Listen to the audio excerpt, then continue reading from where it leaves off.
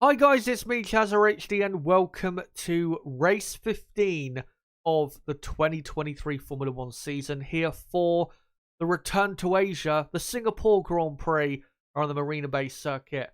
Of course, we come back to a night race in 2023, the first night race we've had since, Saudi Arabia, I believe, which feels like a million years ago already. Yeah, great to be back at this particular Grand Prix event. Of course, the racing here has never been, that great, but we have had some classic moments in Singapore, classic qualifying laps, and I especially expect qualifying this weekend to be possibly the most exciting it's been all season, and we've had so many in 2023 exciting qualifying sessions, so that really will be the highlight of the weekend. So it's going to be a very exciting weekend to a degree. But of course, the race on Sunday, we're not going to see really that much overtaking. So it's not necessarily going to be as maybe dramatic as what we got a couple of weeks ago at Monza. But hope you're all doing well, by the way. Of course, 2 weeks since the last Grand Prix at Monza. And no matter where you're watching from, what time zone you're in, hope you're all having as best a time as possible, given whatever's going on in your part of the world. We've got 8 races to go. Of course, this weekend we've got Singapore, and next weekend is Japan.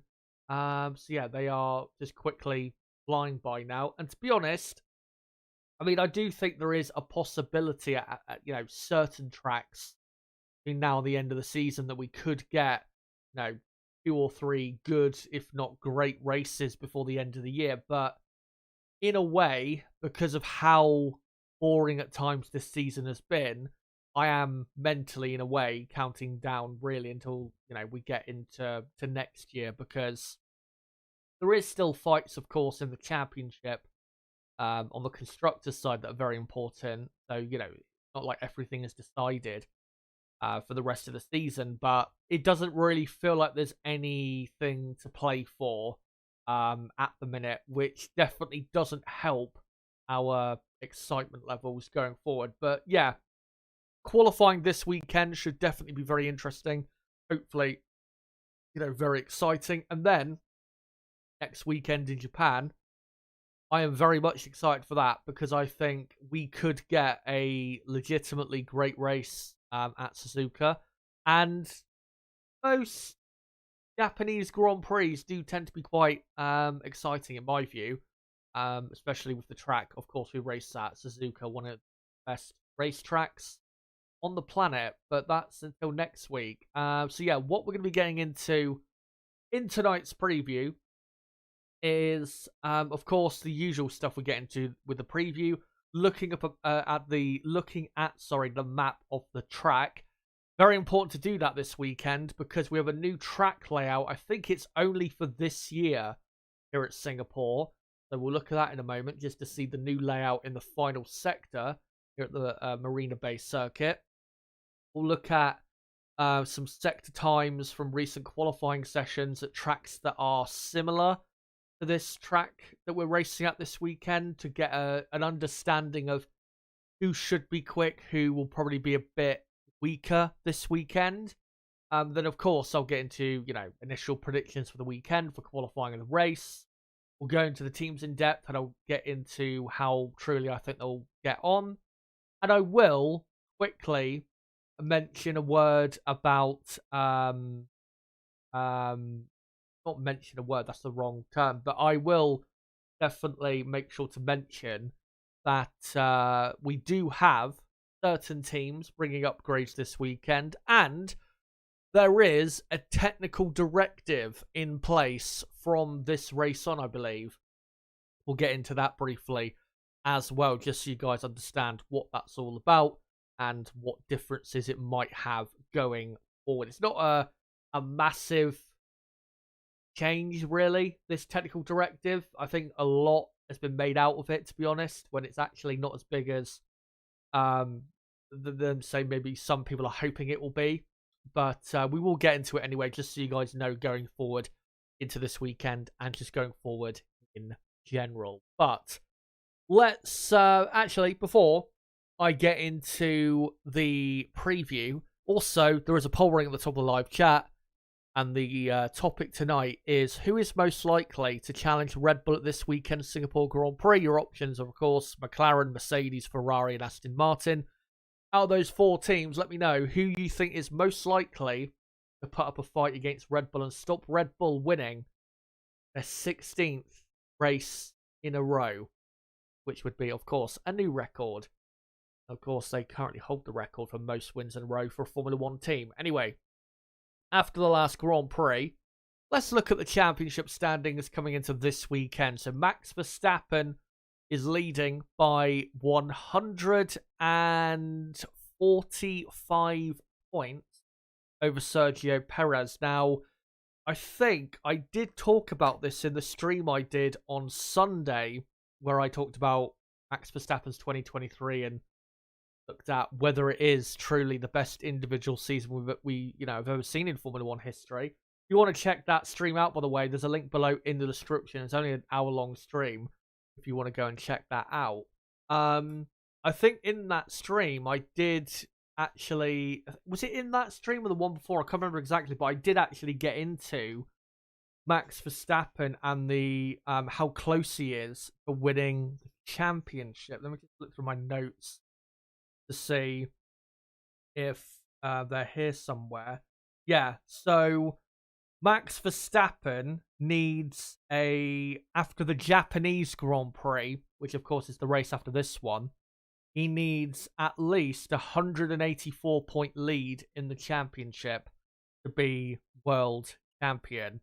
And of course, leading by 145 points now, he needs to outscore Perez this weekend and next weekend in total over the 2 races by 39 points, which is, mathematically it is possible. And if Sergio Perez has 2 terrible races in a row, which I guess you could say is possible realistically because Perez has not had a great season, then yeah, Max could win the title next week at Suzuka. But most likely, Verstappen will get it done in Qatar, where I think he only needs to have a 145-point advantage over Perez after that race to be officially champion, which of course he has that advantage right now. So yeah, he is very close to officially becoming a 3-time world champion. Fernando Alonso in 3rd, just 6 points clear of Lewis Hamilton in 4th. Carlos Sainz is in 5th place, maintains 5th ahead of his teammate Charles Leclerc, 6 points behind in 6th. George Russell is in 7th, with Lando Norris in 8th. Norris still quite far behind in terms of points compared to Russell, 30 points behind, and compared to his old teammate Carlos Sainz, he is 38 points behind. But again, and I keep saying this, but given the potential that McLaren car has, he could catch that gap up pretty quickly. And definitely after this weekend, I expect that gap to be a bit closer between Norris, Russell, Leclerc, and Sainz. Lance Stroll in 9th place. Stroll struggling even to score a point at the minute. And then you've got Pierre Gasly just about in the top 10 of the championship. Very surprising to see Gasly in the top 10 of the championship at the minute, given how far Alpine have dropped off. But credit to Gasly for having a very good last few races to get himself into the top 10 of the championship. Of course, Oscar Piastri in the other McLaren, just a point behind in 11th place, I think is Oscar, or 12th place. I can't remember exactly, but yeah, it is still surprising that Alpine have a driver in the top 10. And then on the constructor side, Red Bull are 310 points clear of Mercedes. I haven't done the championship permutations for the constructors title. I think they will... I think I saw someone do a tweet about it a few days ago, and I think someone said that it most likely will happen in Japan. I think technically speaking, it might be possible this weekend, but realistically, it'll probably happen in Japan. So, yeah, Red Bull will be celebrating very soon, title-wise. Mercedes second. Mercedes are 45 points clear of Ferrari in third. Ferrari still think they've got a chance of finishing in second in the championship, which I think really is being unrealistic given their, at the minute, limitations, not just with the performance of their car, but given as a team, they're not really that consistent at scoring big points. So, yeah, be surprised if Ferrari do finish in second. Aston Martin are 11 points behind Ferrari in fourth place. Of course, Ferrari overtook Aston Martin after the last Grand Prix. Aston Martin, now we come to a track that should favour them. They now need to try and reverse that trend, or reverse, obviously, the Ferrari did to them after the last Grand Prix. One of their drivers, namely the Canadian one, it would be great if he could especially start performing, because that would definitely help. McLaren in fifth, over 100 points now behind Aston Martin.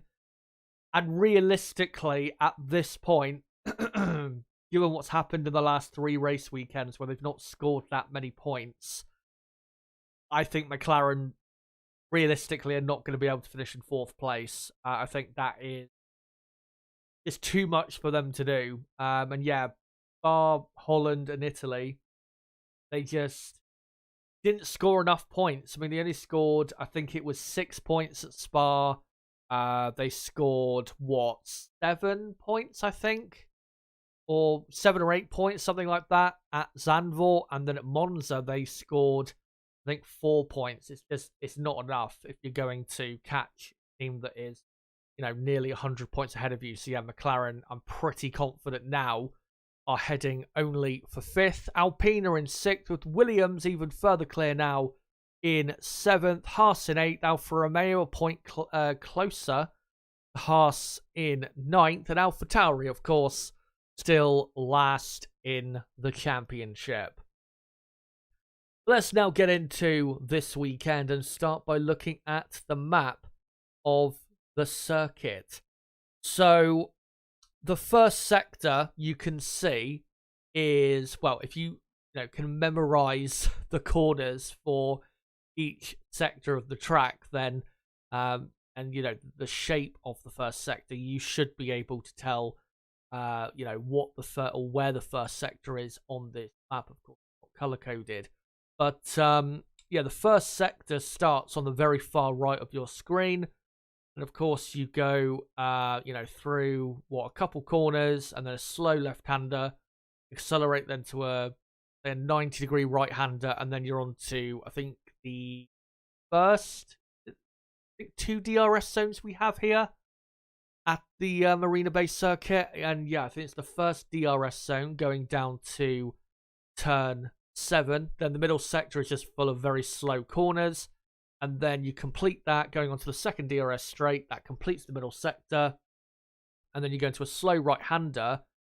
And now, after that slow right-hander, instead of going into some slow pedestrian, arguably you could say Mickey Mouse corners, as you can see for the final sector, which is, on this picture closer to us, the final sector.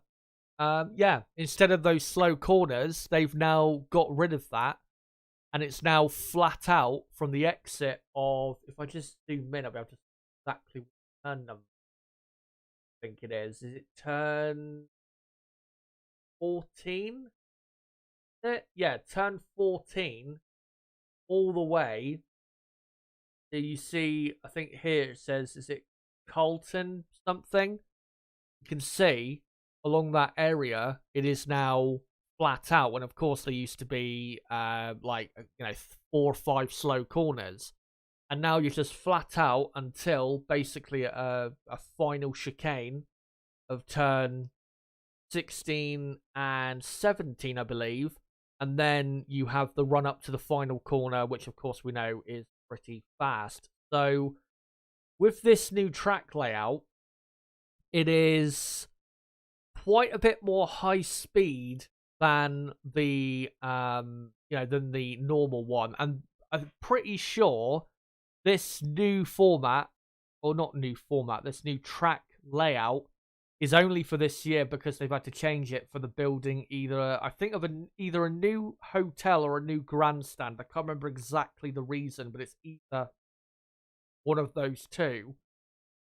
And yeah, it is going to kind of skew to a degree, not a massive degree, but it is going to kind of skew our expectations of who should be quick around this circuit. Because again, that final sector now, way more high speed, and that is definitely going to, suit more teams or certain teams over other teams. For example, that will suit Ferrari quite a bit, or quite a bit more, and teams like Haas quite a bit more, and Williams, of course, it'll suit them quite a bit more now that there are a lot less slow corners. And maybe, who knows, maybe if this layout change, which I believe is only for this year, if it does really well in terms of making overtaking a lot more possible,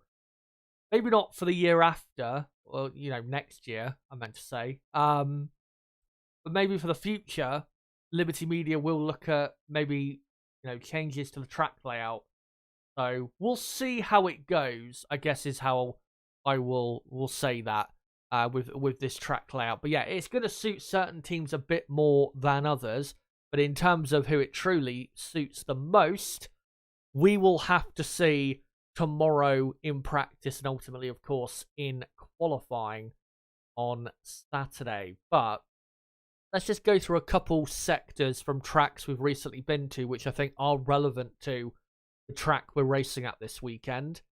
So the two sector times I've got here are the first two sectors from Zandvoort. So in the first sector, which I think is most similar probably to the first sector, and I think you could probably say for the final sector this weekend as well, you can see McLaren and Red Bull were clearly the two best teams. Williams were third best in that first sector, and then you had a big gap back to Aston Martin and Mercedes, who were doing the same pace. Ferrari, their pace wasn't great, but we have to remember Leclerc did crash in qualifying, and his pace definitely would have been stronger than Carlos Sainz. So I think Ferrari probably had the potential to do a bit more in that first sector at Zandvoort. And yeah, I think Ferrari will be maybe not as bad as maybe I was thinking coming into this Grand Prix, a few weeks ago, let's say. And then, of course, all the other sector times for Alpine, AlphaTauri, Haas, Alfa Romeo, back at Zandvoort, they were all done in wetter conditions. That's why they were so slow. And then for the middle sector, Red Bull really showed in that middle sector in Zandvoort, which I have, the reason I've included this as well is because it probably, I would say, is a bit closer to, in terms of similarity, it's a bit closer to the final sector here in Singapore than, say, the first sector from Zandvoort is in similarity. So, yeah, Red Bull were definitely by far the best team through there by a tenth of a second through 24.5-second sector. McLaren were quite far off in this sector, which was a bit of a mystery to me, at least, because I thought McLaren should have been at least a couple tenths of a second better through that middle sector, but that just didn't prove to be the case, unfortunately. Aston Martin weren't very quick either. Williams were okay, I would say. And Ferrari, once again, could have been better. Definitely, if Leclerc had not crashed, I think their sector time would have been better here. But their pace still not great. So, coming into this weekend's Singapore Grand Prix, go back to the track map here, and you can have a further look at the new final sector there. I just want to quickly get up on my notepad, if I can, the pecking order that I wrote out for what I believe the pecking order will be this weekend. So, in my view, Red Bull and McLaren in qualifying, I think, will be basically on the same pace. I could see, if people want to say Red Bull definitely will have the best car, I can see absolutely why people would say that. But I think, that Red Bull and McLaren will definitely be the two best teams here in Singapore. I have zero doubt about that. Mercedes, I've gone third. Aston Martin, I've gone fourth, with Ferrari fifth. I will admit, though, that the gap between Mercedes, Aston Martin, and Ferrari this weekend, at least in qualifying, I think will be, still close. I don't think it's going to be a very clear, gap or a massive gap, between one team to the next in that little area of the field. So that's my top 5 pecking order. And then I've got Alpine 6th, Williams in 7th. But I will admit, looking at this track layout, I do have a feeling that Williams might be a bit stronger than that, especially with the form Alex Albon's in. So, yeah, I do have a sneaky feeling about Williams now I've seen this layout in a bit more closer detail. So, we'll see how they get on. I would be massively shocked still if they were, to qualify in the top 10 and finish in the points. That would be an incredible effort from Williams. AlphaTauri, I've gone as the 8th best team. Normally, they do go better at higher downforce racetracks. Alfa Romeo 9th, they also go better at higher downforce tracks. And then, last of all, Haas F1. I'm pretty confident that Haas will have the slowest car here, but we'll see how they get on. So given my expectations coming into the weekend, let's get into my predictions and look at who I think will qualify in the top 10, in what positions, and finish in what positions in the top 10. So for qualifying, I have gone for the almighty surprise of Lando Norris for the McLaren team, just about taking pole position ahead of Max Verstappen by, as you can see, 0.01 of a second. It will be, between those two, a very, very close fight. I have no doubt about it. Especially, I may as well quickly just touch on it. McLaren are bringing, I think, quite, not a massive update this weekend, but they are bringing, I think, maybe 2 or 3 new parts this weekend. And it's really, this weekend, the upgrade package McLaren reportedly do have is probably the biggest upgrade they've going to be bringing this weekend. It'll be the biggest upgrade they have brought since the Austrian Grand Prix, which, of course, is where this new stunning pace started. So, yeah, I think McLaren will be obviously strong anyway this weekend because this track suits their car. But with that upgrade helping as well, I think they'll be able to get pole position this weekend. And then I'm going Max Verstappen just behind in second, with Oscar Piastri third, Lewis Hamilton in fourth, Fernando Alonso fifth for Aston Martin. I think Aston Martin will be competitive to a degree this weekend. Sergio Perez, I'm going down in sixth. Charles Leclerc, I'm going in seventh. George Russell in eighth. Carlos Sainz in ninth. And Pierre Gasly, who has been pretty good around this track in the past, I think will get into the top 10 in an Alpine car that will be a lot quicker than it was in Italy a couple of weeks ago. And then for the race, I think Max Verstappen and Red Bull still pull it off. They are, at the minute, just impossible to beat, and that's why I think they will, even though they won't have the track position for the race that is most ideal, I still think they'll find a way to win, whether it's, pitting at the absolute right time to do the undercut and get past Lando Norris, whether it's even getting past on the first lap, or even having enough pace in the race itself compared to McLaren to overtake them on track. Somehow, some way, Max Verstappen will win the Singapore Grand Prix. Lando Norris, I think, will then finish in second, with Oscar Piastri third. That'd be a massive result for McLaren if they could get that. 33 points. That would be, massive for that team. And maybe would give them a chance very late in the season at maybe putting Aston Martin under some pressure, or Ferrari, whoever's in fourth place, under pressure for that position. But again, at the minute, realistically, it's going to be hard to do that. And yeah, Alonso, I think, will have a pretty strong race and will just about miss out on the podium, finishing in fourth place, and will be harrying Piastri towards the end, but will miss out because he just won't have good enough track position to get the job done. And then Lewis Hamilton will finish in fifth, with Perez sixth, Russell seventh, Leclerc eighth, Sainz ninth, and Gasly in 10th. And I know you may be saying, Chaz, I mean, why have you just said Ferrari might not be bad as I expected? But, you know, I've got them down in 8th and 9th in the race, and I had them, 7th and 9th in qualifying. It's because even though that's not obviously good for Ferrari, those positions, I genuinely thought a few weeks ago that it could be even worse. I legitimately a few weeks ago thought that maybe Ferrari might not even get both cars into Q3 around this circuit, but I have seen definite improvement as of late, and I think, of course, the track layout being altered in a way that suits them a bit more helps their cause as well, but still, I don't think it'll be a strong race. We do believe, though, with Ferrari, they do have an upgrade coming in Japan, I believe. Maybe it'll be this weekend in Singapore. We'll have to find out officially tomorrow.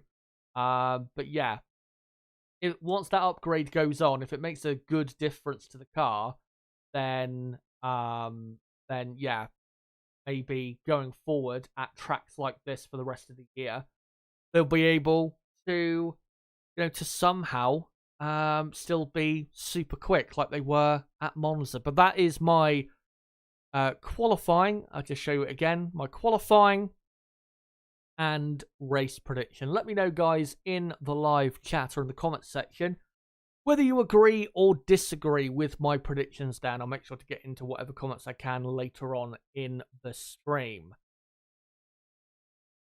And actually, before we go any further, just want to say quickly, don't forget to subscribe for more content like this. This is the next 2 pieces of content coming on the channel. Tomorrow night will be live, same time, 8 PM UK time, for the qualifying preview for the Singapore Grand Prix. We'll go through, of course, practice 2, look through all the data and make a more educated guess as to who will finish where in qualifying. And then on Saturday, I'll be doing a practice 3 and qualifying watch along from 10:15 AM UK time. I go live, and we'll be live through until 3:30 PM. Of course, there is no events on in between practice 3 and qualifying, so it's not going to be as eventful as it was at Monza. And then, of course, on Sunday, I'll be live 2 hours before the race starts at 11 AM UK time for the Singapore Grand Prix. And I should be joined by my co-commentator, Niblo, as well. And I should be joined by him, for the next, definitely the next couple races, especially next week in Japan, given that it's on a great time for him. But so yeah, don't forget to subscribe to the channel if you are new and you want to keep up to date with all the stuff going on in Formula 1. And for everyone watching right now, make sure to smash the like button. Of course, it does help the channel grow, and it shows me that you guys do actually enjoy the content. So make sure to smash that like button. But yeah, just to quickly touch on, whilst I got this slideshow playing before I get properly into the teams, just want to quickly touch on upgrades for the teams. So Red Bull reportedly are bringing an upgrade this weekend. I think Helmut Marko actually might have confirmed that a couple weeks ago, or maybe was it in Zandvoort? I can't remember exactly where. It was either Monza or Zandvoort where Helmut Marko said that Red Bull will be bringing a new update. So yeah, we've got Red Bull. McLaren reportedly have got some updates. Mercedes might have an update. But yeah, that's, I think, all that we've heard update-wise for the moment. Of course, tomorrow we will officially find out who has brought what new parts, and we'll go through it on stream so you guys can know who has brought new parts and who's brought the most performance upgrades out of any team. Because, of course, there will be some upgrades that are specific for this Grand Prix or this type of track only. It will go through that tomorrow. But yeah, Red Bull, McLaren, maybe Mercedes, and then we'll have to see with everybody else what they bring. I'm pretty sure though with Ferrari, if I remember correctly, the tweet I saw that basically confirmed their I guess development strategy for the rest of the year. I believe their upgrade is coming next week in Japan. So yeah, we'll see how that gets on for the Scuderia. Anyway, let's get into the teams and get into them in a bit more detail. Of course, we will start with the record breakers themselves, Red Bull Racing. Yeah, what a season they're having, and they are still marching on their way to win every race this season. They'd be the first F1 team, of course, to have done that, and yeah, they still, to me, look unstoppable. I don't have any doubt at the minute that they are actually not going to win every race this season. I'm still pretty sure of that. So yeah, we of course will see if they can continue that this weekend. I'm pretty confident they can. If they get pole position, it's absolutely game over. But even if they don't get pole, if they're on the front row, I think still chances are, given just how strong operationally they are, how strong their pace is, I still think it's going to be too tough for whoever that team is on pole to be able to keep them back.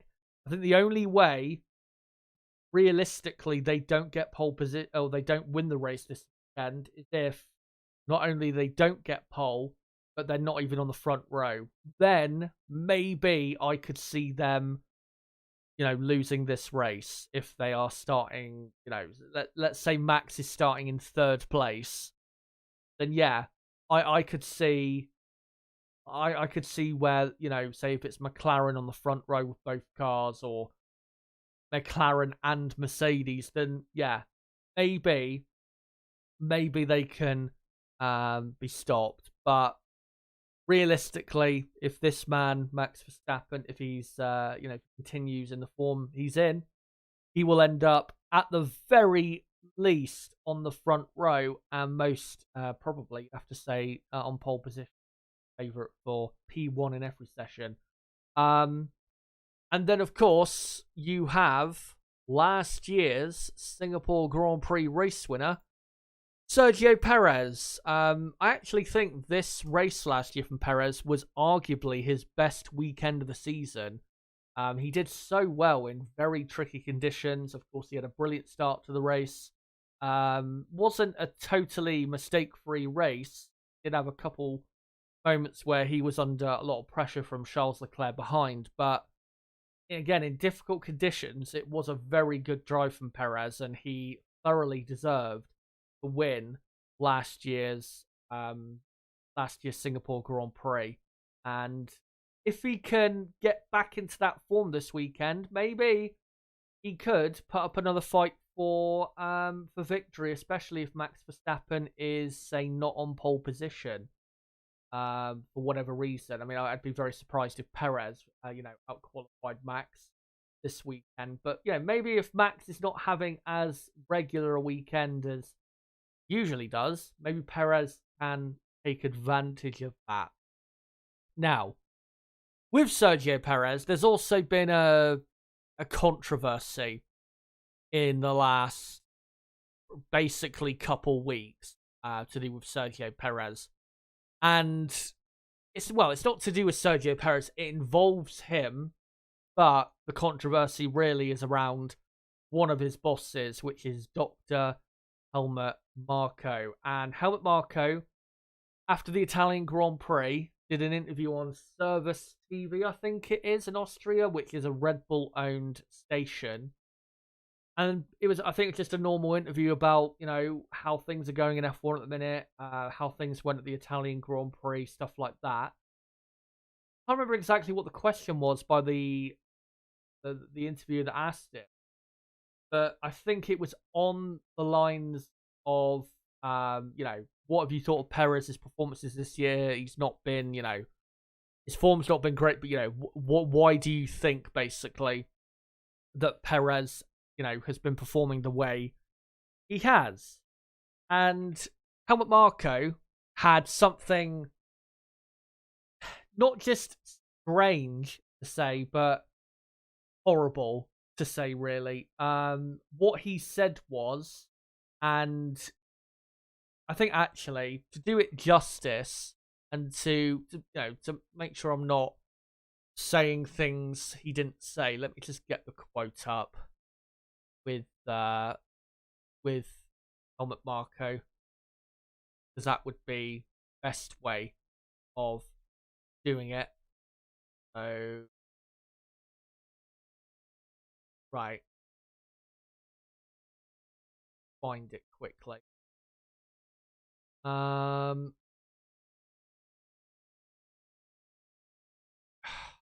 Where is it? I'm trying to find it. It's not anything like, he didn't say a clearly bad word. It was more of an insinuation. Let's see if I can find it quickly.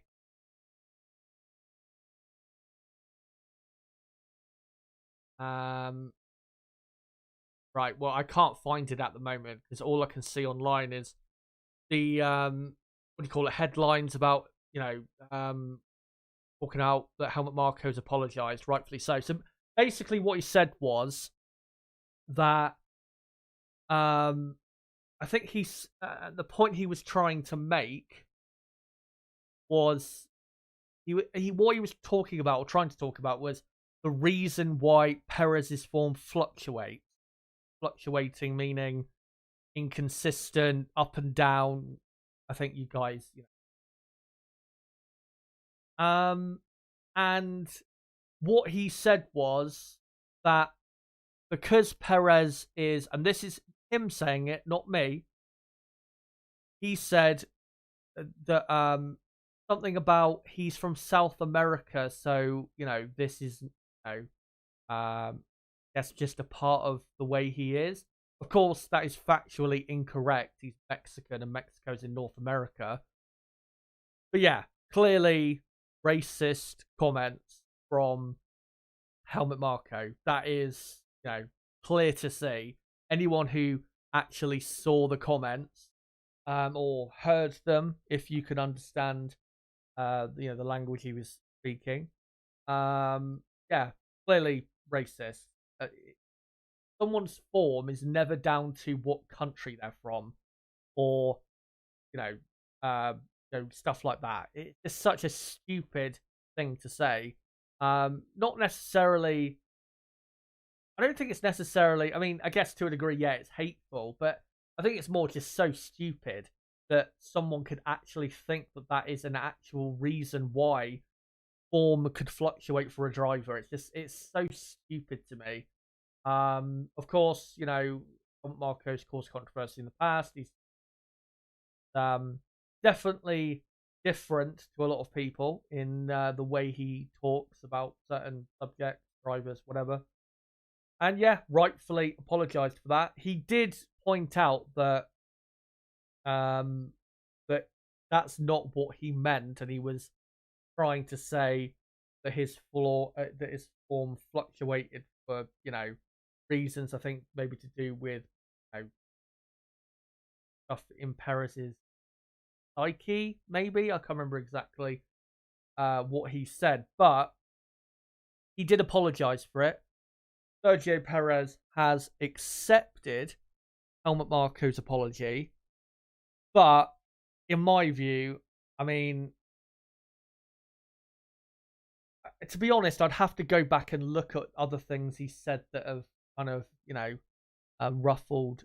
I won't say ruffled feathers. That's probably the wrong way of putting it. But I'd have to go and look at certain other things he said that maybe people have a problem with to really determine, is this has this just been a one-time thing with Helmut Marko where he's made a mistake, or has he over the years said lots of just really wrong things, or just really just things that just weren't right at all. Because as far as I'm concerned, because I have heard calls for Red Bull to sack Helmut Marko. If this, if it turns out that this is the only time he's done anything like this, then as far as I'm concerned, he, should be given a second chance. I can understand why, from the brand perspective, if Red Bull did decide that they, because of this, they were going to sack him. I don't think they're going to do that. He hasn't even been suspended, which is really surprising by Red Bull. But yeah, from a brand perspective, if they were, let's say they were going to sack him, I wouldn't be surprised by that. But in terms of, giving people chances, I guess, in life, again, if this is just the first time he's done something like this, then I do believe he deserves a second chance. I don't think we should condemn everyone for the rest of their lives because of one thing they've said. But again, if he has said other things in the past which are wrong, which I can't remember if he has, I have to do the research, then yeah, if there are other examples of him saying racist stuff or whatever, xenophobic stuff, then yeah, he probably should be sacked by Red Bull. I am surprised though that he's not been suspended by Red Bull, at least until the end of the season. I'm very surprised by that, especially given how, no matter what you think about second chances or not, given how this does affect their brand, I'm very surprised they've not even suspended him. Very surprised by that. Because it absolutely does affect the Red Bull Racing brand. And to a degree, it does affect Formula One's brand as well. Stuff like this. Of course, Lewis Hamilton earlier was interviewed and asked about it, and he rightly condemned it. Yeah, that's my view on the situation, basically. Again, if he has said Helmut Marko other racist, xenophobic, or whatever things in the past, then yeah, he probably does deserve to be let go by Red Bull for that. But I can't remember, put it that way, I can't remember him saying anything from the past that was, similar to this in terms of how bad it is. So yeah, that's my view on the situation. That in my, if I was running Red Bull, I would probably suspend him to the end of the season and then give him, start from the start of next year, a second chance. But again, I think really to get my full final verdict on this whole thing, I think really I need to do research on the topic, to see, has he said other, bad things in the past? Because I know he's said things that have upset people in the past, but a lot of it is not even bad stuff. It's, him just being very blunt with his opinion on things in F1.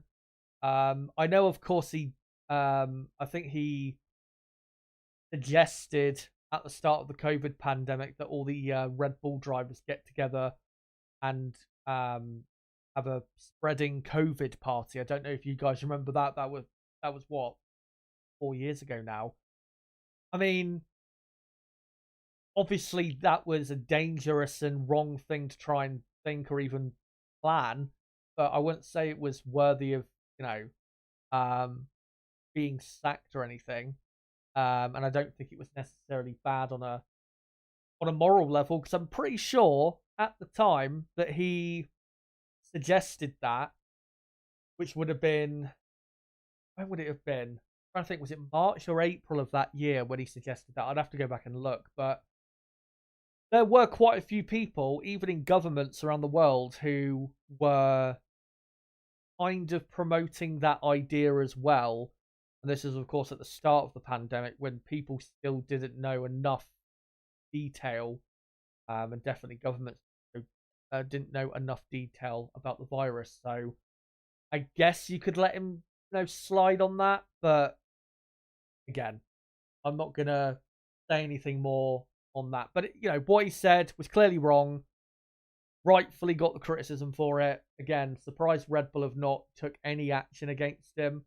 Maybe they will, a later date. Maybe it's end of the season. Maybe after this back-to-back coming up. Who knows? But yeah, we will see, I guess. But I just wanted to comment on it because I don't want to just ignore it because it was, a big piece of news. And I need to talk about, obviously, what's going on in Formula One. So, yeah, that's why I have mentioned. But yeah, let me know your thoughts, guys, in the chat. Do you think he should be sacked, suspended? And as well, if there are any other examples of him saying, racist, xenophobic, homophobic stuff, whatever, from the past, make sure to post a link to an article in the chat, and I'll have a look at it. Because yeah, maybe we should do, or maybe I rather should do a bit more, say, research on the topic. But yeah, we'll see. We'll see what what happens down the line. Maybe something more will happen with this situation. Anyway, let's move on from this. And yeah, we'll touch back on that probably in a few moments when I come to you guys in the chat. But let's go through a few more teams, and then I'll come to you guys in the chat. So Mercedes-Benz, last week, not last weekend, but the last Grand Prix at Monza, they ended up finishing in 5th and 6th place, which was really the best result they could have got from that race. So I can't really complain. Regards to Mercedes, and of course I've criticised them plenty in this season. So yeah, good race last Grand Prix. Definitely have got a better chance this weekend of being on the podium, but they still do have problems with their car.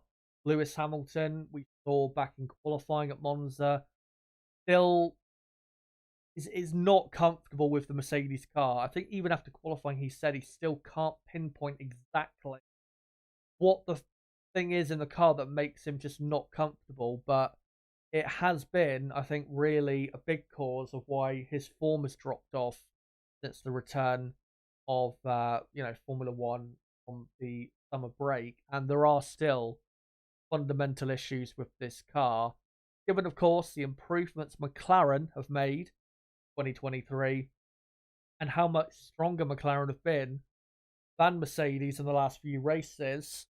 I think Mercedes overall, they'll be probably better this weekend, but aren't necessarily just going to be, comfortably on the podium because of, necessarily what happened back at Monza with Mercedes performing a lot better as a team than McLaren. So, yeah, I think this is going to be, I wouldn't say a tough weekend necessarily, like in a bad way. It will be tough in terms of competition, but I think a podium this weekend absolutely is possible. It all comes down, though, really to the drivers and their performances. And if Lewis Hamilton or George Russell in qualifying can pull out a lap where they can get the absolute most out of themselves and the car, then maybe that puts them into the top 3 or even top 2 on the grid. Then that probably should be enough to put them on the podium for the race. But qualifying this weekend, as we've seen lots of times here in Singapore, really fine margins in the top few positions here.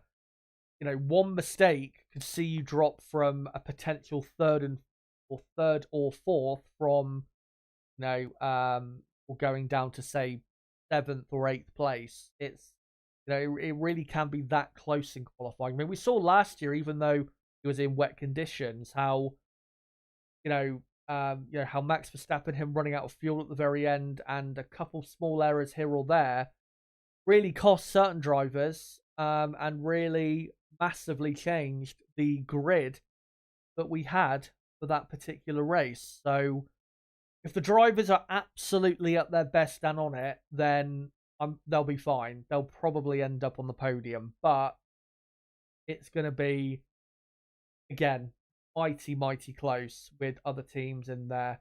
Aston Martin, McLaren, Red Bull to a degree, or the Red Bull of Sergio Perez. It'll be close with rather than Max Verstappen.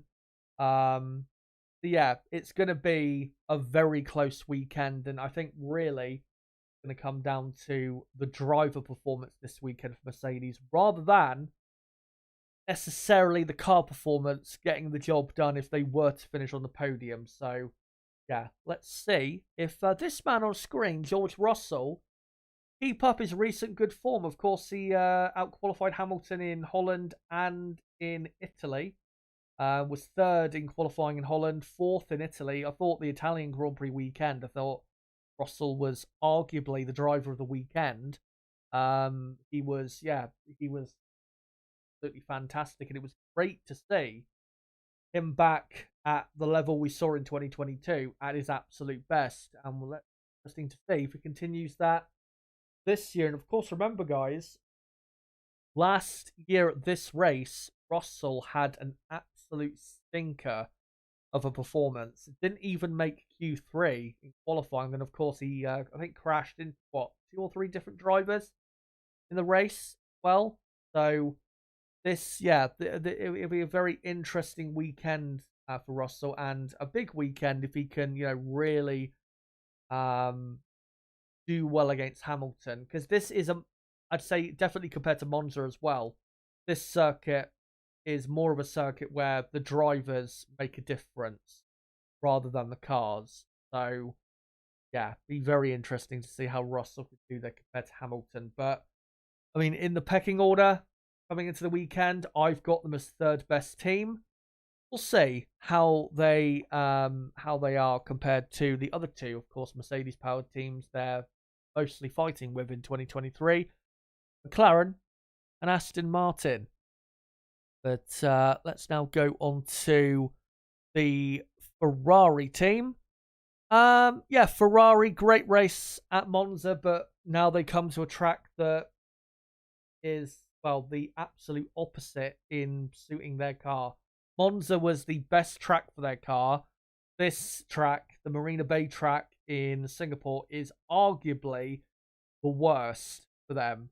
It is, really not good, and this is definitely going to be an off weekend for them. I mean, we go back to Zandvoort, high aero circuit. Look how poor they were there. I think even Carlos Sainz after the race weekend said Ferrari were 6th or 7th best car, or 6th or 7th best team, something like that. So yeah, given that was so recent and there has actually been no performance upgrades, it definitely does have me concerned to a degree that Ferrari might be in for a very tricky and maybe quite poor weekend. I don't think it'll be quite as bad as Zandvoort, because again, the final sector here at Singapore is what do you call it? It's for high speeds now because of the new layout. So that will ease their troubles, but not enough, I think, for them to be fighting anywhere near close to the podium. And I'd be very surprised if Ferrari are in the top 3 in possibly any session this weekend. I really do not see how they'll be really anywhere near, especially Red Bull and McLaren, who I'm pretty confident will be the 2 best teams. So yeah, Ferrari I think will be really fighting, I would say, with Aston Martin probably the most. Maybe Alpine if Alpine are particularly strong. So we'll see how that fares out. But yeah, it's not going to be a strong weekend for them. Their only hope is that Charles Leclerc, who has proven to be incredibly quick around here in the past, Leclerc has taken pole position here in Singapore twice in the only 3 races he's done around this track. Just shows you how incredible Leclerc's speed is here in Singapore. They're going to be very reliant on him this weekend to be able to get, a properly good result out of the weekend. So, yeah, going to be a trouble weekend for them. But in Japan, next week, especially with their upgrade coming at that race, we think that should be a quite strong, let's say, showing from them. So, not going to be bad for long if they are struggling as much as I believe they will this weekend. Aston Martin, yeah, a lot better they'll be this weekend than they were at Monza. Of course, Monza is the worst track for their type of car. Their car is still a bit too draggy. They have the Mercedes power unit, which is still not that powerful compared to the others. And yeah, their car is just best suited to high aero circuits. That's why this weekend there'll be a lot more back on it. Plus, Fernando Alonso, they're the only driver really they've got in their car at the minute. Yeah, he has a great record here in Singapore. Of course, one of his race wins here is very much tainted. There is still legal action going on over that race win in 2008, and I guess you could say rightfully so. Probably just not for the right reasons. I think Alonso's win here in Singapore in 2008 should be null and void anyway. No matter, what the reason is to null and void that race, whether it's to, to give Felipe the championship or whatever, it should have been null and void because, I mean, clearly it was not a fake race win, but it was not earned correctly as it later turned out. So yeah, Alonso, obviously, he's always been very quick here. One of his greatest drives, actually, and one of his greatest wins here. No, it was not 2008, but it was actually 2010, a couple years after, with Ferrari, where he got pole and won the race ahead of the Red Bull of Sebastian Vettel. And around that track, you have to remember back then, Red Bull quite clearly had the most downforce of any team. So for any driver plus team to be able to beat Red Bull that weekend was just an amazing feat, and that's what Alonso did. And that win from him that weekend, I think, doesn't really get talked about enough because it was such a stunning performance from Alonso. But there's been other races here where he's been on the podium in 2012, 2013, 2009. Don't think he was on the podium here in 2011. I think that might have been, I think at the podium that year was Vettel, Button, Webber, rather than Vettel, Button, Alonso. But even, when he's been racing in the midfield in the last few years, he's been regularly in high positions. I think a couple times for McLaren, he finished in 7th place. Even though, McLaren were just middle of the pack team. And last year in Singapore, I think he was running in 5th place or even 4th place at one point, something like that. And then, of course, sadly, his car broke down. So this is a proper Fernando Alonso track, and I expect him to be on top form. Yeah, 5th in qualifying, I've gone with him, which I think would be a good position for him to be in. And then if they can have the type of race pace they've had this season, once again in Singapore, then their chances of a podium is pretty decent. Track position, though, definitely will be a big decider in whether they can get it. I think if Alonso qualifies in the top 4, then I'd say his chances of a podium are pretty good. But yeah, I think 5th will be just a bit too low on the grid for him to be able to end up in 3rd place, which is why I predicted him to finish 4th, just behind Oscar Piastri, who will have the advantage of track position Lance Stroll had a great race here last year. I think finished in 6th place. Obviously, this time last year he was performing a lot better. Now he is performing like absolute shit. Yeah, who knows where he'll finish, but it probably won't be in the top 10. And the final team we'll go on to before I come to you guys in the chat will, of course, be the Macca team, the McLaren team.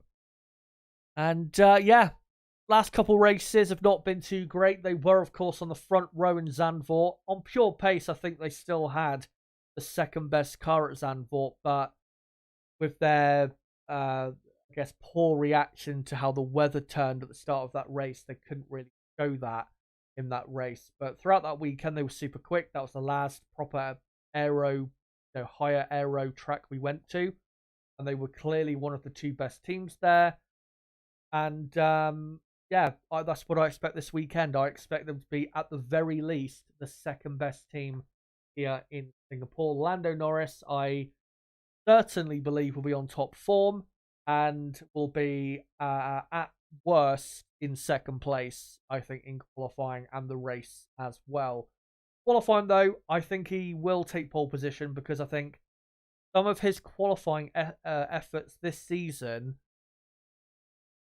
even though, yeah, he's been in slower cars, and factually, he didn't get pole position in those certain other sessions this season, I think there has been sessions this year where, because of just how great his lap was, he was, say, the best driver that day, even though he didn't get pole. If that makes any sense. For example, back in Spain, where he qualified in 3rd place, that's a great example of he was the best driver that day in qualifying, but he wasn't actually on pole position. And I think this will be the race where that amazing qualifying speed and talent will be rewarded.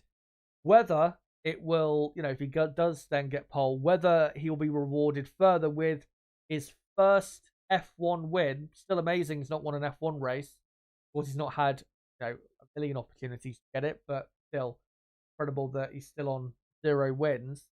Then maybe, yeah, if he gets pole, then he can turn it into a race win. But it is going to be incredibly difficult for him to get that race win if Max is in 2nd place, because he is going to be under constant threat the entire race if he is starting from pole position. And it will take something special from both team and driver to keep Red Bull at bay. Quite possibly Red Bull, of course, the best operational team we've ever seen. You definitely could argue that. So, yeah, we'll see how Norris can do, how close he can get to Max in qualifying. Oscar Piastri, of course, this is his first weekend in Singapore. Never raced here before, so I don't really have that big an expectation for him. But given how quick McLaren will be this weekend, in my view, I think Piastri will qualify in 3rd place and just about get himself ahead of Hamilton, Alonso, and Perez. And then that will lead to, in my view, a double podium for McLaren.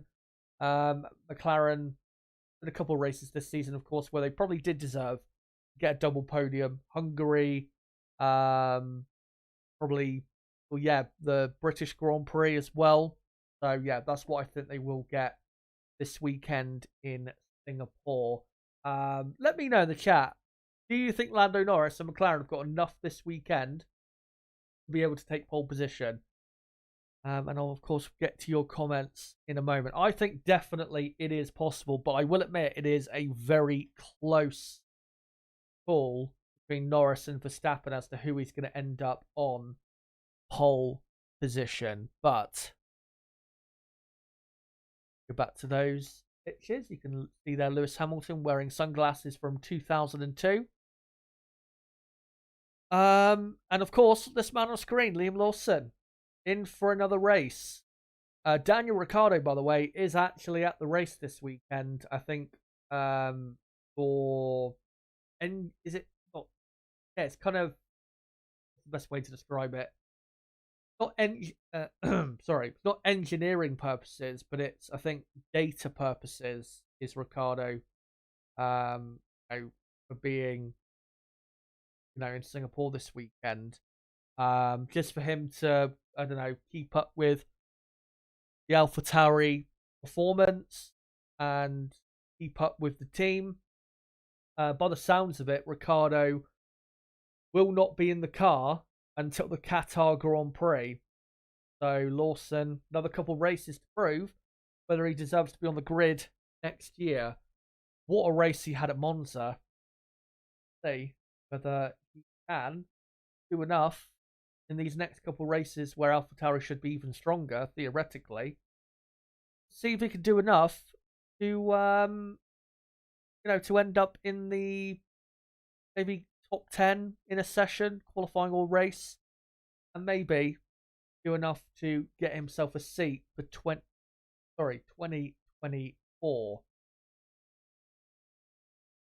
But yeah, let's come to you guys in the chat and see what you guys have to say. I can see, by the way, we're on 17 likes. Let's try and get up, if we can, to 25 plus likes on this stream if we can. So if you haven't hit the like button yet, make sure to do so. Yeah, I'll just go reading through your comments now. Make sure to keep posting them. Hello to everyone, by the way. Good to see you all. McLaren F1 Race says, saw how much Silverstone / F1 are extracting us fans for general admission. £199 for Sunday, and I think £239 for all 3 days, I think, which is more reasonable. Yeah, the figure I looked at was general admission for not just Friday, Saturday, Sunday, but Thursday as well, which I think they charge £100 general admission just for that day, because of course they have an event going on, the F1 show and all of that stuff going on that day. Yeah, in total it was what, 330 quid. And then I looked at the Dutch Grand Prix and looked at their general admission prices for next year. I think for all 3 days, I think their prices are about £100 cheaper. But yeah, it's crazy. It really is. But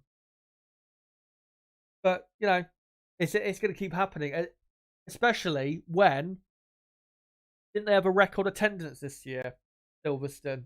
Was it 400,000 or 500,000? How much was it again? I'm pretty sure it was a record attendance from the British Grand Prix. I remember reading it out on stream before the race started, because obviously they show the attendance figure for each race weekend right before the lights go out for the race. But yeah, in my view, I mean, if you look at a lot of the other races and the prices that they are charging, it's just not. It's not a reasonable price, in my view. Especially for two reasons why, in my view, it's not reasonable, or as reasonable maybe as it would have been a couple years ago. Is one, a British driver is unlikely to win the British Grand Prix at the moment. It's not like 2 years ago where if you went to the British Grand Prix, you knew the chances of Lewis Hamilton winning were, there was like a 70% chance at least that Lewis Hamilton was going to win the race. I know, obviously, 2021, you had Max up there and all of that stuff, but still, Mercedes were very strong that weekend, and, the chances were still very good that Hamilton would get the win. So it's not like you're paying to see a British superstar win this massive event, because again, it's not as likely as it was a couple of years ago. It's not like if you go to the Dutch Grand Prix, especially with Max Verstappen racing, that the chances of him winning are very, very high, if not 100%, and that you can understand why maybe you would pay so much money to see such an amazing sportsman, and the sportsman who is from that country win that race, then you could, understand it. But also, Formula One as a product is not as good right now as it was 2 years ago. It just isn't. So to charge higher prices now than last year or even the year before, again, it's not reasonable. It just isn't. It's not like Formula One right now is, as exciting as it's ever been. It's not. Again, a couple years ago, it was. 2021 is arguably the greatest season we've ever had in Formula One history. This year, one of the worst. So again, going up and up and up in price, I just don't think is reasonable. I'm not going to say it doesn't make sense. From a financial point of view, it does make sense because, what do you call it? Because, with them having record attendances and then putting the prices up, of course, with the amount of, I guess, demand that there is, they know that people will pay the prices. So in terms of the purely financial aspect, yeah, it makes sense. But I don't believe that organizations like Silverstone that are, running the racetrack should purely be running their operation from a financial perspective. And they should be looking out for the racing fan in some aspect. Certain other tracks, they do look out more for the racing fan and they don't charge as higher prices when they easily could. So, it's not like everyone is charging really high prices for these races. But yeah, as long as, they keep getting record attendances, the prices will just go up and up and up and up and up. So yeah, it's not a surprise, unfortunately, anymore. And McLaren saying, made me laugh though that only kids 2 years old and under getting free at Silverstone. Used to be used to be under 15. Now literally kids that will probably never remember the experience of free. Tight gets, yeah. I remember, I think it was you actually, McLaren. You said, didn't you say you went to the 2015 race and you only paid like 200 quid or something by a weekend, or 100? I remember exactly what it was. But yeah, yeah, I know it's just not right, and it's this issue. It's not just a Formula One issue; it's a sports event issue, especially in this country. You can go on and on until the end of time about football ticket prices and the problems with that. Certain football clubs, their prices are reasonable. Like, for example, I go occasionally to Plymouth Argyle games. The prices, considering the level of football they're playing at, which is the second tier championship, second tier of English football, the prices they charge for tickets, given as well the teams that will, come through and play against Plymouth, are reasonable. They're not extortionate. But I've seen other clubs that, that they charge way, way over the top for what they should be, given the standard of football the team is playing, and as well at times, the standard of teams that they are usually playing against. So it's not just a Formula One issue; it's just an issue in this country of sport events and organizations. Again, some are reasonable, some are unreasonable. I'm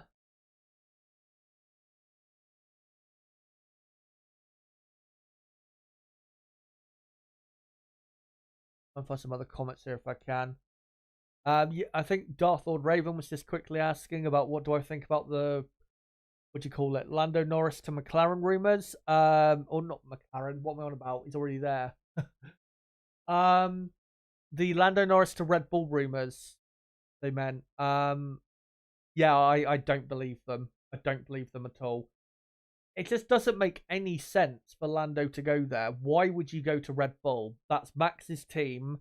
You're not going to beat him in the same team, so why go there? It makes no sense.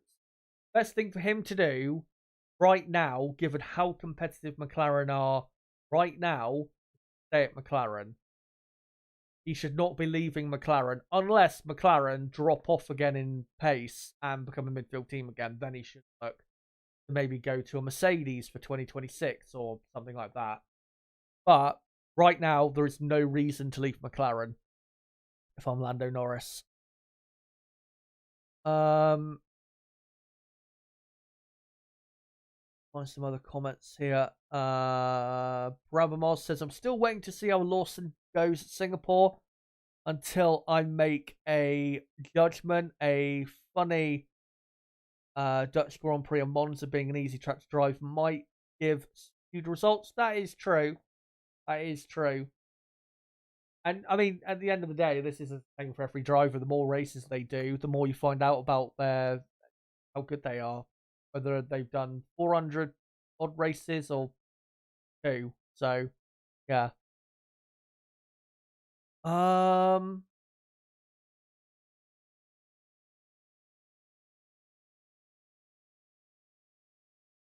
Barky Pete saying Max can start P10 and win easily. To be honest, I don't think so. Not around this track. I don't think that's. I don't think he's. I don't think he's quite. I don't think him and the Red Bull car is quite that quick around such a hard to overtake track. Eric saying some of the best drivers are from South America. I think Brazil is second or third most successful country in F1. Yeah, it is a shame we don't have Brazilian or even Argentinian drivers on the grid anymore because so many of them, and now they haven't got any. I mean, Felipe Drugovich is trying to get onto the grid. Obviously, he was the F2 champion from last year, but looks like he's not going to make it on. Especially with the news of a certain driver lineup for next year for Sauber, which we'll get into in a moment. Castle Roman saying helmet is a bit naughty, yeah. Down from race, there's all controversy. Has been swept under the corporate carpet of the brand Red Bull. F1 and the FIA don't want to piss the cash cow off. Yeah, I can see what you mean there. Brabham Oz says Marco's like having a conversation with my old man in the privacy of his own home, but it gets broadcast around the world. Yeah, there are certain people, especially that generation. Say maybe the bits you shouldn't say, definitely, but maybe then think. Eric says last year Helmut Marko did joke about how Checo seemed like he was asleep while driving because of the tequila, a stereotype of Mexicans, after he got easily overtaken by both Mercedes drivers.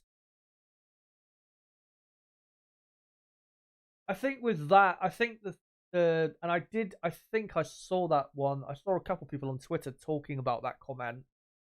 The thing is, though, I think with that comment, I don't think it's as objectively bad as what he just said about Perez, the whole South American thing. I think that tequila comment, you could, that is up for debate as to is it really that bad or how bad it is, whatever you want to call it. I think that's a lot more debatable, that comment.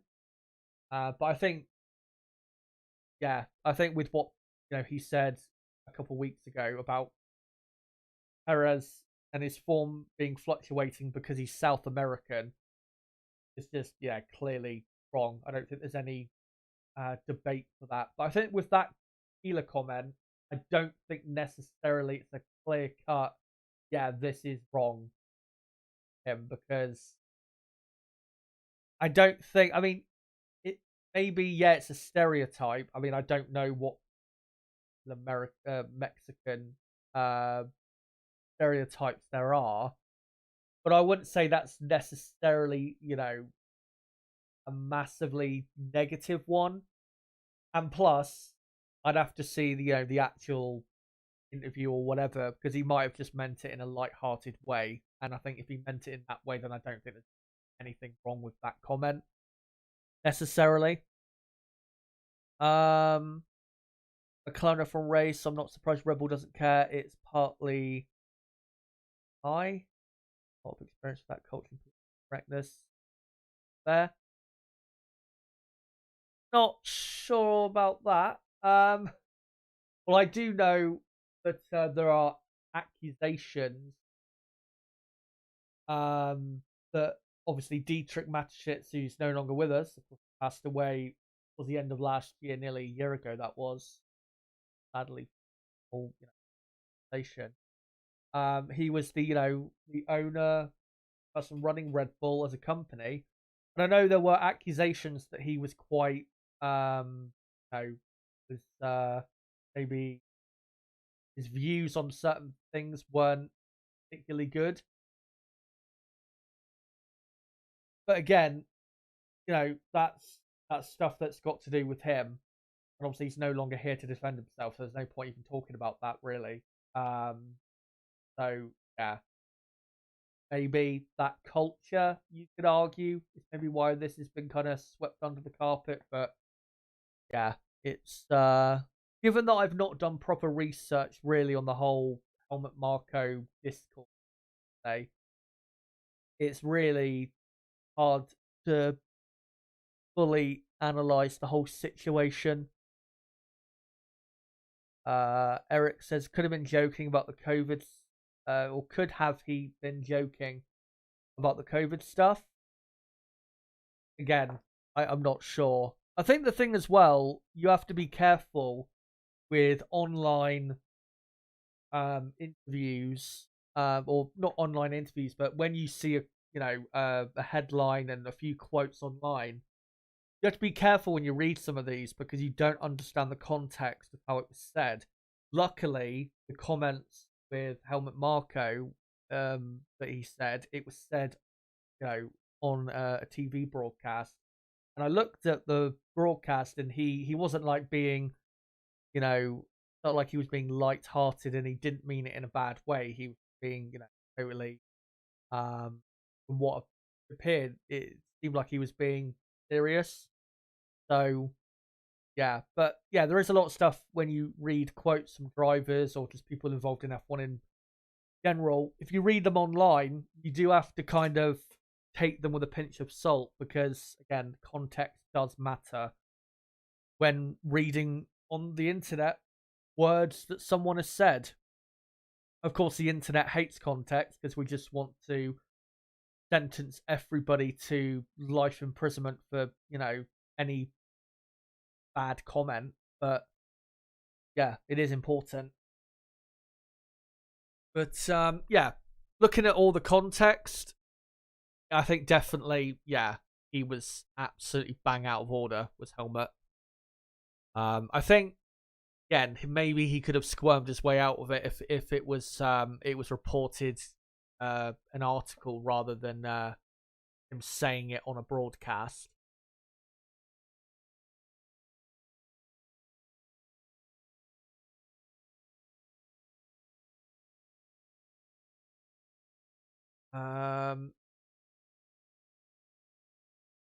As what about Williams, mate? They're the underdog.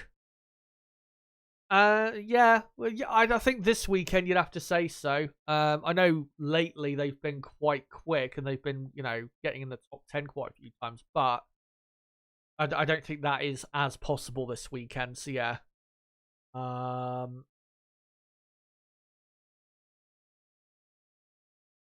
comments. Yeah, I can't. Actually, no, I've got 2 or 3 more. Actually, I can read out. McLaren from races. Chazza, 2015. I took my son myself. 4 days camping, 3 days of F1. It cost just over 300 quid. Great weekend. I mean, and I'm assuming when you say just over 300 quid, that's but absolutely everything you paid for that weekend, not just tickets. I mean, that is a fantastic price for what the product of Formula One was offering at that time. Because in 2015, things were not very exciting. 2015, probably just as boring as things have been this year. And I'm not saying necessarily they should charge the exact same prices, but it should be, I think, around about the same, at the minute. Because, yeah, Formula One as a product is just not currently as, as great as it was a couple years ago. But yeah, those were definitely better days. Jason Cooper, what about this? Checo to Williams while they are coming up. Albon to McLaren for him to have a better car. Lando moves to Red Bull. Yeah. I mean, I would like to see a couple of those moves. Albon to McLaren would be great. If there was, an opening there and it didn't displace someone in a bad way that didn't deserve it. Checo to Williams would be great for Williams, and certainly if Williams had Albon and Perez as their lineup, that would be, a great lineup for the team and would be great going forward for them. But, realistically, probably, won't happen. All right, so McLaren for racing, apart from food and booze, Chazza, still, price-wise, that's still really good. Compared to what you would, pay now. Darth Lord Raven says, it's something, or it's something like Nelson PK said when he said what he said about Hamilton. You can't say that, right? It has nothing to do with the sport. The thing with Nelson PK was so... I mean, obviously, what he said was just clearly racist and wrong. The thing I was most disappointed with in that whole situation was just how unnecessary it was. With Lewis Hamilton. Because the reason he said that particular word was because he was trying to... I think he was trying to make sure to mention Hamilton in what he was talking about. But for some reason decided to say that term. Not going to say it, of course. He decided to say that term to keep referring to him. It's just like, why? Why have you got to put your foot in it like that? Again, a lot of these instances, obviously, it is, racism, but it's really just comes from a place of just more stupidity than hate. It really does. I mean, of course, if you are racist, there is definitely an element of hate there, of course. But again, that situation with PK, this one with Helmut Marko, again, just such stupidity. It's not like they were talking. It's not like they were having a conversation about race or culture or whatever. It's so unnecessary. It's like, why? Don't understand it. But it's happened. And final comment I'll read up before I go on to the rest of the teams is from Eric. There's Dietrich Mateschitz did openly say he supports right-wing politics like that of Donald Trump, but I don't think he was ever stupid enough to say things like Helmut was or Helmut has.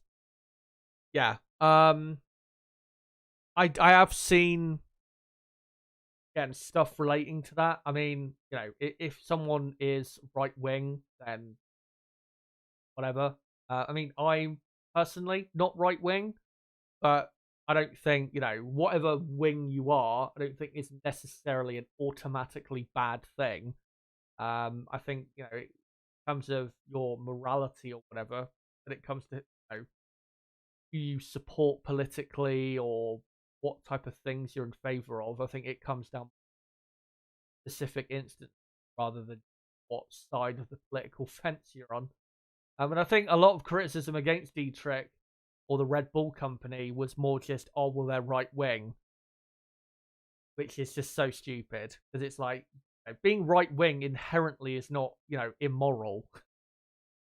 There's right wing people that are not racist or whatever. It's not like if you're this, then you must be these things. But of course, today's world, not as simple as that. Everyone gets, labeled with certain things, and it takes quite an effort to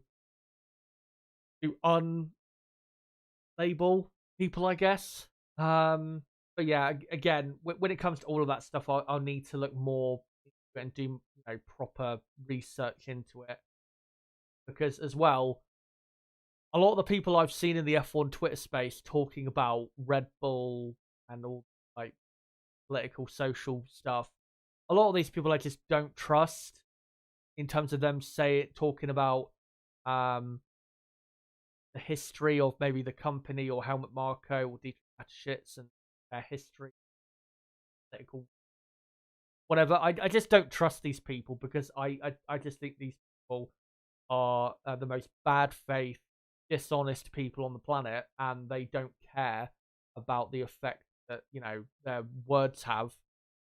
And I mean, most of the people in the F1 Twitter space, I won't say most people, but a good amount of people in the F1 Twitter space are just jobless losers who have nothing better to do, spam tweets all day. So yeah, but anyway, we'll see in the future whatever happens with this. Anyway, let's go on to the rest of the teams and talk more about Formula One rather than fucking politics, which will do everyone nutting. That's mine every day. So let's move on from McLaren and go on to the Alpine team, who had a disaster class in Monza. They were the worst team. They even had a DNF to go along with it of Esteban Ocon. I still have no idea what the reason for the DNF was. We never even saw Ocon during the race. We never saw him. Then, yeah, actually, the only time we did see him was when I think Russell tried to overtake him out of the pit, was it? And then Russell jumped the chicane, and then I think might have got a penalty for that. I think it was Ocon who was the other driver. It might have been Bottas. I can't remember exactly. But yeah, a disastrous race there for Alpine. This weekend, though, will be a lot better for them.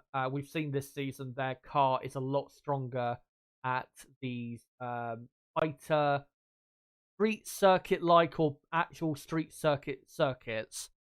We saw in Saudi Arabia they were strong. Miami, in Monaco, they got a podium. Dutch Grand Prix a couple of weeks ago, they were on the podium, and of course that's a very tight circuit with definitely got certain elements to it which are similar to street circuit.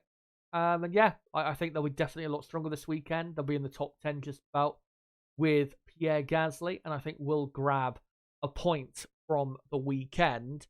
And yeah, I think really what them finishing the top 10 comes down to is the driver performance. If Pierre Gasly performs how he has done normally around this circuit, he will be in the top 10. He was 7th in qualifying here last year for AlphaTauri. It was a really strong performance by him and ended up in the top 10 as well in the race.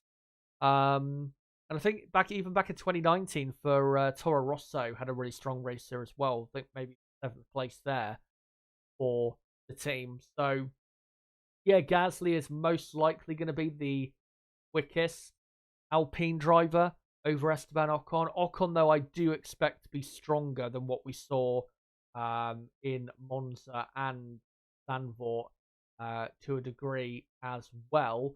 Ocon, though, I have to say, his form in not even the last few races, but really since, say, that Austrian Grand Prix where he got, 30, 40 seconds worth of penalties. Ever since then, his form has been dreadful. He had a good race at Spa, but other than that, since Austria, he has been absolutely terrible on a consistent basis. He's been nowhere near his team at times, and it's been quite embarrassing, given, if you look at the start of the year, Esteban, most of the time, was quite clearly faster than Pierre. Of course, got that brilliant podium in Monaco, but yeah, that of course this season has completely collapsed. Really, from then, he's only scored, I think, 13 points in total since the Monaco Grand Prix, which is obviously not a lot of points at all, given in a lot of the time this season. So yeah, Alpine, they will be, I guess, hovering either just outside of the top 10 or will just about sneak into the top 10. Next up, let's go on to the Williams team. And Williams, of course, have a new livery this weekend, a special Gulf livery. I think they're going to be running this special livery. I think Qatar as well, they're going to be running it, and maybe another race this season. So yeah, we'll watch out for that this weekend and see how it looks compared to this livery, which, to be honest, I really like this Williams livery. I do, what do you call it? I do like the blue, and definitely that livery they had back at Silverstone, the special livery, where they had the British flag incorporated with the blue Williams colours, was so nice. So yeah, we'll see whether or not. But yeah, this track being a bit more high speed this weekend might just improve their chances. Alex Albon is at the minute one of the top few performing drivers in Formula One. That is clear to see. He has been consistently great since the mid part of the season, and we'll see whether he can keep that up this weekend. Of course, Albon, he's only raced here once before in Formula One in 2019, where he finished 6th for Red Bull. Was an okay weekend from what I can remember from Alex.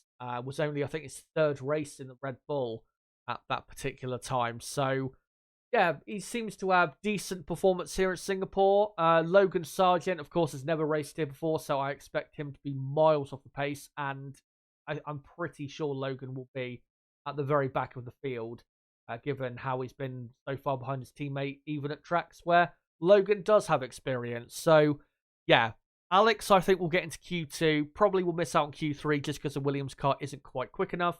Logan will be out in Q1.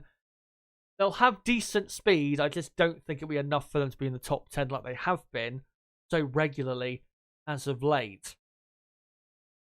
Next, Haas F1. The only news we've heard from Haas F1 is that they are going to be bringing a B-spec car, completely new car, coming to their home race in Texas, which is in what? 6 weeks from now, is it? Something like that. Hold on. 1, 2, 3, 4. Actually, 5 weeks from now. Yeah, 5 weeks from now, they're going to have a completely different car, and according to the reports, it will look like a Red Bull car. So they're basically just bringing a copy of the RB19, and yeah, let's hope that does wonders for their performance, because at the minute they are not quick whatsoever. Monza wasn't too bad, but they just weren't quite as maybe relevant as I thought they would be. And well, given just how poor they were in Holland, which is obviously a lot more aerocentric, not expecting anything positive here. So yeah, Haas, I believe, will be at the very back of the field. Then last couple teams, Alfa Romeo, who have confirmed for 2024. Of course, they won't be Alfa Romeo next year. They'll be Sauber for next year. They have confirmed their driver lineup will remain Valtteri Bottas and Zhou Guanyu. They've decided to keep the most mid lineup, I guess you could say, on the grid. Valtteri Bottas, if anyone deserves to stay out of that lineup, he deserves to stay. And I think Valtteri is still good enough for Formula One, but he's definitely nowhere near prime Bottas. There is no doubt about that. But yeah, Zhou Guanyu getting another year. Completely disagree with it. We've not seen enough from him to deserve another year in Formula One. Teo Porcher is better than Zhou Guanyu. Simple. Teo is only 20 years old. Zhou is, 24? Nearly 25? And Teo, by the end of this year, would have accomplished more at 20 years old than Zhou did when he was 20 years old. So, yeah, the wrong decision. Bottas and Pourchaire should be the driver lineup for 2024. But they decided, probably for money reasons, to keep Zhou on board because they want to sell cars in China, which, yeah, I mean, from a business perspective makes sense, but this is a racing team, of course. Where is the ambition? Where is the ambition from this team? I would love to know who ultimately had the say in this decision to keep Zhou. Was it Audi? Because if it was, I am really not happy about that, because I'm hoping that when Audi come into Formula One, that they're not just coming in to sell more cars and to advertise themselves better. I hope that they're also coming in to actually do well in Formula One and try and win. Because, I mean, the best indication as to how hard you're trying to be the best you can be, best indication as to, again, that is your driver lineup. And I don't believe for a second that their driver lineup is legitimately the strongest driver lineup they could have for next year. So, yeah, I'm very, very disappointed. But, yeah, for this weekend, they'll have a decent weekend. Maybe they'll get near the top 10. But, yeah, I don't see them getting in the top 10 ultimately. I think they will be one of the slowest teams this weekend. But, yeah, ultimately, when it comes to the driver lineup situation, I'm just so disappointed. They've gone with the same lineup when Zhou has not shown that he is absolutely, without doubt, good enough for Formula One. Just hasn't. And finally, Alpha Tauri. There you go. Alpha Tauri. Yeah. Liam Lawson in the car for the weekend. Let's hope he does well. Of course, he has never raced here before. When you remember back to Zandvoort and Monza, he had raced there before, of course, last year in Formula 2.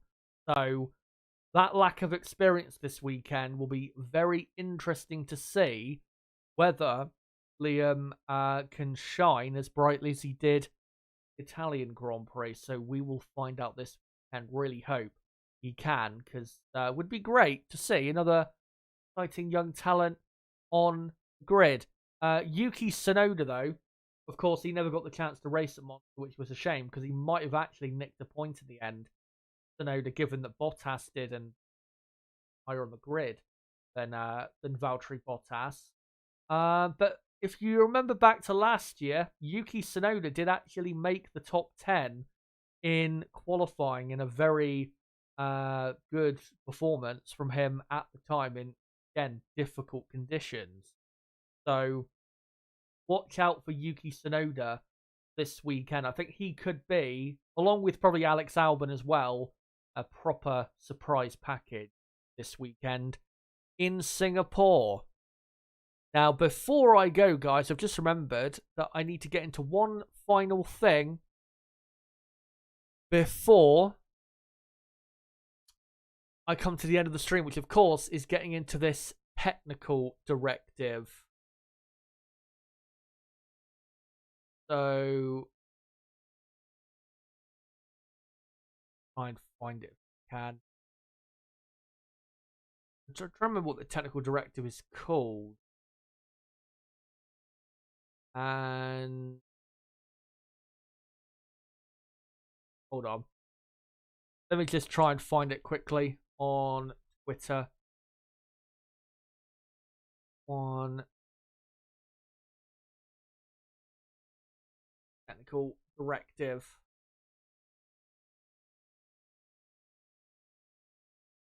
Oh, there's actually a FIA article about this. So let's just zoom in a bit. Yeah, get this up quickly on screen. Hopefully you guys can see it clearly. So the new technical directive, TD 18 is what it's called. They say, as you can see here, if you can see my mouse, The clarity is provided around bodywork design details and in particular front and rear wings that, according to FIA single technical director Tim Goss, who I think worked for McLaren a few years ago, quote, try to get the most out of the boundaries that exist within the regulations. And then Tim goes on to say, there are a lot of clever engineers out there looking to get the most out of the regulations, and we have to make sure that everyone has a common understanding of where the boundaries are, and we have to be fair and balanced across the whole group and how we apply them. And in recent times, we have seen a little bit too much freedom being applied to the design details of aerodynamic components. And then he goes on to say, the FIA became aware of a number of cases where bodywork designs, particular front and rear wing designs, comply with the requirements of Article 3.1 of the technical regulations, but or governing aerodynamic component flexibility, so flexi wings, something we've heard about before, of course, a couple of years ago, 2021, that was a big talking point, but which could be deemed to contravene the provisions of Article 3.2.2 because they, quote, exploit regions of purposely designed localized compliance and or relative motion between adjacent components. So basically, I come away from that because a lot of it's just a load of technical jargon. Basically, what they've noticed with, obviously, you know, every single session they do, not every single session, but every, you know, qualifying and race session, they do scrutineering, test every car to see if it's compliant with regulations. And what they've noticed is that a lot of cars out there are finding ways of getting around the regulations of flexible wings. They brought this technical directive just to make sure that teams can't do that for now. There has been rumors that certain teams will be less affected than others. Some people have said Red Bull are going to be affected most by this, but I think people are just hoping that. I don't think there's really any evidence to suggest that that is actually true. And to be honest, there is no evidence at all that any team will be affected more so by this technical directive than anybody else. So, in terms of how that all plays out, we will see this weekend in Singapore and just going forward in general. But I think a couple of days ago, I saw a quote from Andrea Stella, who of course is the McLaren team principal. And I think he said, at most, it will be worth the changes. At worst, it'll be worth a tenth of a second in terms of a loss of performance for whatever team could suffer from it. So, in reality, it's not really going to make a massive difference. I think people are just hoping it makes a massive difference so we can get maybe some more exciting things happen. But again, it's probably not going to do anything for excitement, say, this weekend. But there you go, guys. That is your weekend preview of the Singapore Grand Prix. Let's now get into quickly. Again, next two pieces of content coming up. Tomorrow night, I'll be live at 8 p.m. UK time for the qualifying preview for the Singapore Grand Prix. Then on Saturday, live from Twen. No idea what Twen is. What was I going to say? 10:15 a.m. UK time, I'll be live for the Practice 3 and qualifying watch along live from 10:15 a.m. all the way through until 3:30 p.m. And then on Sunday, I'll be live from 11 a.m. UK time, 2 hours that is before the race starts. Race obviously starting at 1 p.m. for the race preview, race watch along, and a race reaction afterwards as well. And please do remember, there will not be a stream on Monday because, of course, it's back to back, and I don't do a stream on a Monday after a race in the first part of a back-to-back or a triple header. I normally do one where there is, a gap between races coming just afterwards. So yeah, it'll be qualifying preview tomorrow, qualifying stream on Saturday, race stream on Sunday. Then, of course, next week will be the Japanese Grand Prix. So if you are new to the channel and you want to keep up to date with everything going on in Formula 1, make sure to subscribe for more content like this. Bottom right of the screen, you can do it right there. And before you go, guys, make sure to smash that like button. We're currently on 23 likes. Let's try and get up to 25 plus if we can. If you want to keep up with the content on the channel, then you can follow me on Twitter or X, whatever you want to call it. If you have Twitter, of course.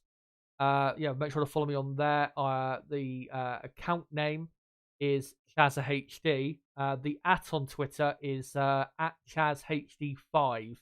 If you want to try and find me and follow me on there. And then, yeah, if you want to join my Discord server as well, link below in the description where you can join our community over there of about 500 members.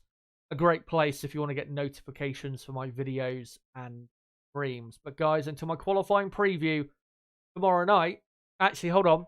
One final thing I forgot to do. I forgot to read out the results of the poll. And let me just finish it up. There you go. So the poll is now over. 60 votes in total. And I asked you guys, who is most likely to challenge Red Bull at this weekend's Singapore Grand Prix? And you guys voted with 34% of the vote, Mercedes rather than McLaren, which is interesting. So Mercedes first, and then McLaren second, Ferrari third, and Aston Martin in fourth. Thank you guys for voting in that poll. Thank you guys for coming along to this stream. And yeah, until tomorrow night's qualifying preview at 8 PM UK time, it has been me, ChazHD. Goodbye.